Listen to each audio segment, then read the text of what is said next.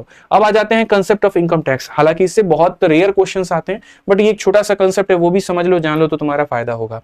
दिखने में बहुत बड़ा बड़ा मेरे भाई यहाँ पर ये रहता है, बट असल में इसकी कोई वैल्यू नहीं है। जैसे क्वेश्चन पढ़ो तुम्हारे सामने क्या है, rate of A income tax is increase by 27% and net income is decrease bye 3%। तो यहाँ इनकम टैक्स क्या होगा? जैसे मानो मेरे भाई यहाँ पर क्या था कि पहले मेरे भाई यहाँ पर 100 रुपए का मेरा कमाता था मैं, ठीक है, और 100 रुपए मेरे भाई यहाँ पर ये मेरी क्या थी? इनकम थी। ये सवाल लोग समझ नहीं पाते, बट मैं आपको समझाऊंगा। उसमें मेरा जो टैक्स है मेरे भाई यहाँ क्या लगता था? 20 रुपए का लगता था, ठीक है। तो मेरे पास में नेट इनकम जो आता था, नेट इनकम का मतलब कटने छटने के बाद में जो पैसा मेरे अकाउंट में आ जाए, वो कितना होता था? 80 रुपए होता था, ठीक है। आज मेरी इनकम मेरे भाई यहां पर सेम है, और मैंने टैक्स में 10 रुपया बढ़ा दिया, मतलब 30 कर दिया, तो मेरी जो नेट इनकम आएगी वो कितनी आएगी? 70 आएगी। तो मजे की तुम्हें बात बताऊं मैं यहाँ पे, सही तरीके से देखो, टैक्स तुम्हारा जितना बढ़ता है ना मेरे भाई यहाँ पे, नेट इनकम तुम्हारा उतना ही कम होता है। यानी मेरे भाई टैक्स का इंक्रीज और नेट इनकम का डिक्रीज क्या होता है? बराबर होता है। हमेशा इस बात को याद रखना, जितना तुम टैक्स में बढ़ाओगे नेट इनकम में तुम्हारी उतने की ही कमी होगी, यानी जितना खर्चा बढ़ाओगे सेविंग उतना कम होगा। सिंपल सी बात है। तो क्वेश्चन में कहा गया, अगर आयकर में देखो इनकम टैक्स को बढ़ाया 27% से, टैक्स का 27%, मेरे भाई यहाँ पर क्या हो जाएगा? टैक्स का कितना परसेंट मेरे भाई? 27%, ठीक है। और कहा गया नेट इनकम का 3%, और मेरे भाई यहाँ पर नेट इनकम का कितना परसेंट? 3%। दोनों क्या होगा? बराबर। इसमें जितना बढ़ाओगे ये उतना ही कम होगा। तो टैक्स का 27, नेट इनकम कितने के बराबर? मेरे भाई सीधा सीधा इसको काटो, तो यहाँ पर क्या कहोगे? टैक्स, और यहाँ क्या कहोगे मेरे भाई? Net income. और ये बराबर हो जाएगा कितने के? तो 1/9 के, ठीक है। यानी एक इंसान 1 रुपया का टैक्स आ रहा है, 9 रुपया वो कमा, देखो भर रहा है, 1 रुपया का टैक्स है और नेट इनकम 9 रुपए है, तो इनकम कितना होगा? 1 + 9 मेरे भाई 10 रुपीज। इनकम कितना होगा? तो 10 रुपीज। तो अगर हम यहाँ देखें तो मेरे भाई हमारी कमाई कितनी होगी? तो कमाई हमारी हो जाएगी मेरे भाई 10 रुपए। तो क्वेश्चन में कहा गया rate of income tax, income tax का रेट कितना है? तो टैक्स का रेट अगर निकालना है तो मेरे भाई यहाँ 1/9 मत कर देना, 1 रुपया का टैक्स लग रहा है कितने के इनकम पे? 10 के इनकम पे, इंटू मेरे भाई यहाँ 100 कर देना, बात खत्म। 10% का इनकम टैक्स है मेरे भाई। कितने का इनकम टैक्स है? 10% का इनकम है, ठीक है। इतने का टैक्स, ये तुम्हारा नेट इनकम, तो टोटल इनकम इतना था। 1 रुपए का टैक्स 10 रुपए के ऊपर में, तो कितना आ जाएगा? 10% आ जाएगा। खेल मेरे भाई यहाँ पर खत्म है, ठीक है। आ जाओ, चलो नेक्स्ट क्वेश्चन बढ़ते हैं। अगला सवाल मेरे भाई देखते हैं 67 नंबर क्वेश्चन। यहाँ पर क्या कहा गया? सवाल में मेरे भाई यहाँ पर ये बोला गया, the rate of income tax is increase as a result tax liability of a person is decrease by इतना, ठीक है, whereas net income goes down by इतना। टैक्स में इतना बढ़ाया तो नेट इनकम तुम्हारा इतना कम हो गया। New rate of income tax क्या होगा?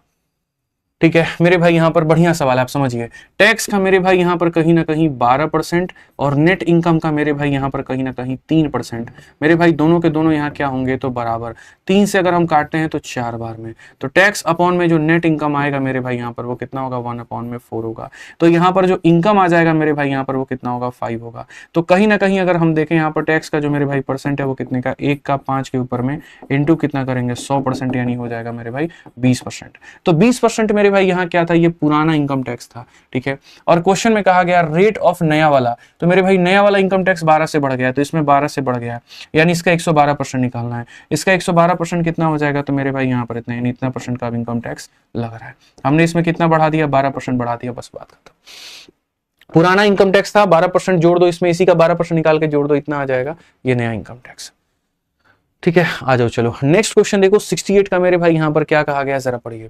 Income of a man is increased by 1800, किसी व्यक्ति का इनकम इतने से बढ़ जाता है, ठीक है, and payable tax is decrease by 18% to 15%, और जो टैक्स है मेरे भाई वो 18% से 15% पर आ जाता है। इन बोथ द केसेस इतना इनकम इज टैक्स फ्री, ठीक है, इतना परसेंट इनकम टैक्स फ्री है। Find initial income if payable tax is same in both the cases.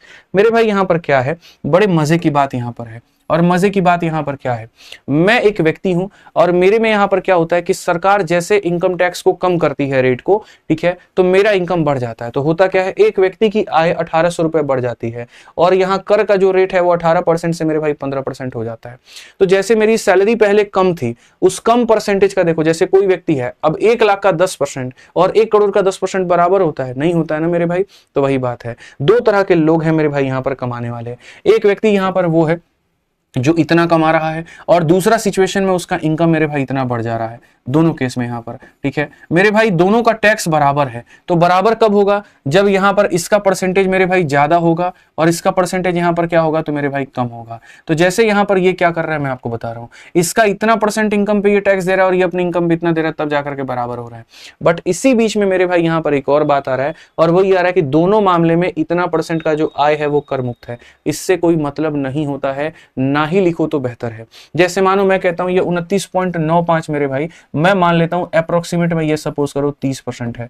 तो मेरे भाई पता इक्वेशन कैसे बनता है? ऐसा बनता है, ये इंसान x रुपया कमा रहा था, उस कमाने के दौरान में मानो अगर ये इसकी कमाई 100 रुपए की थी, तो 100 रुपए में 30 रुपया पर टैक्स नहीं लगेगा, जो बाकी का 70 है उस पर टैक्स लगेगा। तो ये हो गया टैक्सेबल वैल्यू। इस टैक्सेबल वैल्यू का इसको कितना परसेंट इनकम टैक्स देना है? तो 18% देना है। ये पहले वाले इंसान का केस बन गया, ठीक है भाई। अब आ जाओ दूसरे वाले के केस में। दूसरे वाले के केस में क्या होता है, इसने मेरे भाई ये इंसान इतना कमा रहा है, कितना कमा रहा है? इतना कमा रहा है। इसमें इसको 30% पे टैक्स नहीं देना है, तो इसको 70% पे टैक्स देना है। तो ये इसका क्या बन गया? Taxable value. और इस टैक्सेबल वैल्यू का कितना इनकम टैक्स देगा? तो मेरे भाई यहाँ 15 देगा। तो यहाँ पर होता क्या है, 70/100 70/100 कट जाता है, तो इसका कोई मतलब बनता नहीं है। यानी ये वाला पार्ट का कोई मतलब बनता नहीं है अगर ये दोनों केस में सेम ही है। तो ये वाला पार्ट मेरे भाई कट जाता है, जितना परसेंट इनकम टैक्स फ्री है, अगर दोनों सिचुएशन में वो परसेंटेज सेम है। या तो ऐसा होता इसमें 20% इनकम टैक्स फ्री है और इसमें 30% इनकम टैक्स फ्री है, तो हम उसको अलग अलग कंसीडर करते हैं। अगर यहाँ परसेंटेज सेम है तो उसको कंसीडर करने की जरूरत नहीं है। तो खाली हम इतना दिखेंगे कि इस इंसान का अपना इनकम टैक्स 18% जा रहा है और ये मेरे भाई 15% दे रहा है। सीधा सीधा मेरे भाई यहाँ पर उड़ाओ, 3 से काटोगे 6 बार में और 3 से काटोगे मेरे भाई 5 बार में। 6x है और 5x है, 6x में से 5x को निकाल दो, x आ जाएगा, और यहाँ 1800 का 5 गुना मेरे भाई 9000 हो जाएगा। तो क्वेश्चन में तुमसे यहाँ पर क्या पूछा गया? Find initial income. तो मेरे भाई कितना था इनिशियल इनकम? 9000 था। इनको करने दो जितना कठिन बनाना है, करने दो नौटंकी, तुम्हारे लिए कोई कठिन नाम की चीज नहीं है, बड़े आसानी से तुम इसको उड़ा पाओगे अपने अंडरस्टैंडिंग पे। आओ चलो एक और क्वेश्चन तुम्हें दिखाते हैं। किसी व्यक्ति के आय में 2000 की वृद्धि हो जाती है, यानी ये उसका आय था और अब उसकी आय में 2000 की मेरे भाई यहाँ पर क्या हो गई? तो वृद्धि हो गई, ठीक है। जब यहाँ कर का दर 14% से 12% हो जाता है, वो मेरे भाई यहाँ पर पहले 14% टैक्स पे करता था और अब यहाँ पर वो 12% मेरे भाई यहाँ टैक्स पे कर रहा है। आप मानो इस बात को यहाँ पे, ठीक है। क्वेश्चन में मेरे भाई कहा गया दोनों मामले में देय कर समान है, टैक्स सेम है। यदि पहली और दूसरी स्थिति में आय का 20% और 30% कर मुक्त है, इसमें उसको 20% पर टैक्स नहीं देना है। यानी कितने पर टैक्स देना है? तो 100 रुपए में मेरे भाई 80 रुपए पर उसको टैक्स देना है। और यहाँ पर कितना है? 30% मुक्त है, तो यहाँ पर मेरे भाई 100 रुपए में 30 रुपए पे नहीं देना है, तो 70 पे देना है, ठीक है। अब वर्तमान आय ज्ञात करिए कि वर्तमान आय क्या होगा, यानी ये वाली वैल्यू तुम्हें पता करनी है। उड़ा दो मेरे भाई यहाँ पर, सीधा सीधा बात खत्म, यहाँ पे कुछ बचता ही नहीं है। 14 से तुम काटोगे भाई साहब 5 बार में, 5 से तुम काटोगे 16 बार में, 4 से काटो 4 बार में, 4 से काटो 3 बार में। 4x है 3x है, 4x में से 3x को घटाओ, x आ जाएगा और ये हमारा 6000 हो जाएगा। अगर ये 6000 होगा तो पुराना इनकम होगा, 6000 में 2000 जोड़ दो तो मेरे भाई नया इनकम कितना होगा? 8000 होगा। नया इनकम कितना होगा मेरे भाई यहाँ पर? 8000 होगा, ठीक है। ऐसे ही मेरे भाई एक 70 नंबर क्वेश्चन और ये लास्ट है मेरे भाई यहाँ पर, 70 और 71 दो है, ये लास्ट है, ये समझिए मेरे भाई यहाँ पर क्या कहा गया क्वेश्चन में, पढ़िए।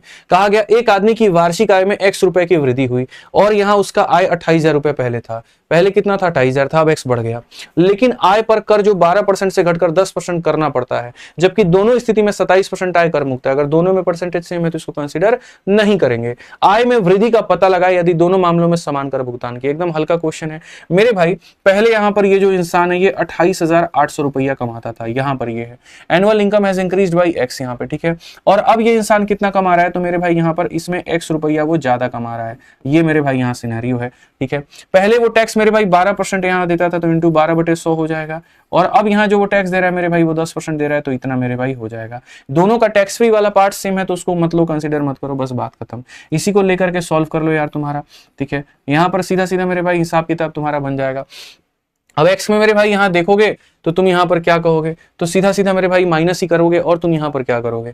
तो बताओ यहाँ पर ये हो जाएगा 0, 12 8 96 का मेरे भाई 6 9 5 में 12 8 96 और 9 मेरे भाई कितना हो जाएगा? तो 105 का 5 10 7 में 12 दूना 24 और मेरे भाई यहाँ पर 10 हो जाएगा 34, 34560 में से 28000 मेरे भाई 800 यहाँ पर घटा दो, ये तुम्हारा कितना हो जाएगा? तो बोलोगे सर देखो 15 से 8 7 13 से 8 हमारा 5760 मेरे भाई कौन सा ऑप्शन है? तो जो बी है वो करेक्ट आंसर है।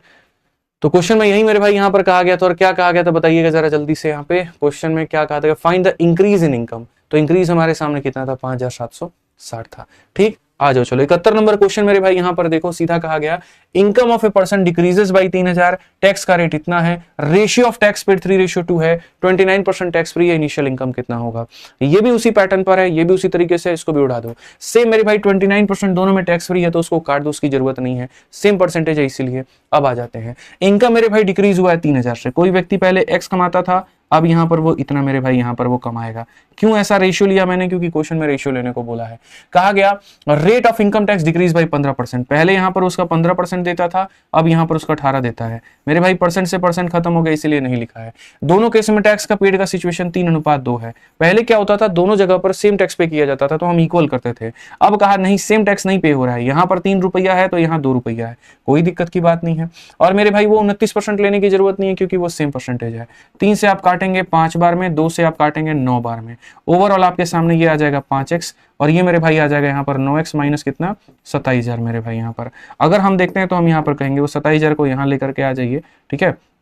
यहाँ पर अगर आप देखिए तो वो 27000 यहाँ लेकर के आ जाइए मेरे भाई, और यहाँ पर जो है कुल मिलाकर के क्या हो जाएगा, 9 में से 5 गया तो आपका मेरे भाई 4x हो जाएगा।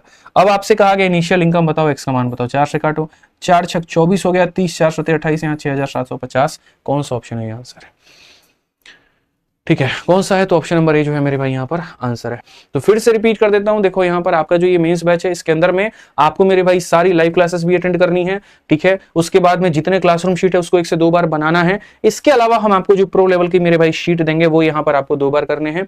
एंड के टाइम पर आपको मेंस के लिए मेरे भाई 30 या 50 मॉक टेस्ट हम दे देंगे। हालांकि एंड में नहीं, हम शुरू में ही स्लॉट बांटते रहेंगे। पहले महीना में हमने 15 दे दिया, अगले महीना 15 दे दिया, अगले महीना हमने 15 टेस्ट प्रिपेयर करके दे दिया, तो एप्लीकेशन पर आपको 50 के करीब में मॉक टेस्ट मेंस लेवल का मिल जाएगा।